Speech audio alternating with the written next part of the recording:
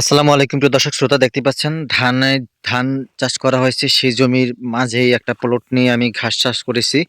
এই ঘাসটা হচ্ছে ইন্দোনেশিয়ান স্মার্ট নেপিয়ার ঘাস। দর্শক, আপনারা জানেন সবচাইতে বেশি পাতাযুক্ত ঘাস সারা বিশ্ব জুড়ে আলোড়ন সৃষ্টি করেছে এই ঘাসটা। দেখতে পাচ্ছেন কত সুন্দর ঘাসটা হয়েছে দর্শক, আসলে চোখ ধাঁধানো ঘাস। ইন্দোনেশিয়ান স্মার্ট নেপিয়ার ঘাস, এই ঘাসটা আপনার 22 থেকে 25% প্রোটিন, নরম রসালো মিষ্টি স্বাদযুক্ত এই ঘাস। একটা ঝোপে অধিক পরিমাণ কাঁচা ঘাস পাওয়া যায় এই ঘাসটা। যদি এই ঘাসটা আপনি চাষ করে নেন, সেক্ষেত্রে আপনি একবার রোপণ করবেন, অনায়াসে আপনার কমপক্ষে বছরে 7 থেকে 8 বার কাটতে পারবেন।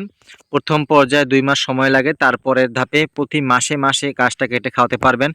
দেখতে পাচ্ছেন কত ছোপালো গাছ, কত সুন্দর ঘাস। এই ঘাসগুলা কিন্তু অধিক হয়ে থাকে একটা ছোপায়।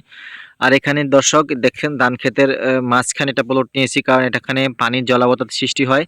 সেই ক্ষেত্রে আমি এরকম বেড তৈরি করে, দেখেন এখানে নালা, নালা থেকে এখানে বেড তৈরি করে আমি ঘাসা চাষ করেছি। এই দেখেন কত সুন্দর ঘাস। যদি এই ঘাসের পরিপক্ক কাটিং প্রয়োজন হয়, স্ক্রিনে দেওয়া নাম্বারে যোগাযোগ করে কাটিং সংগ্রহ করতে পারেন। সকলকে ধন্যবাদ।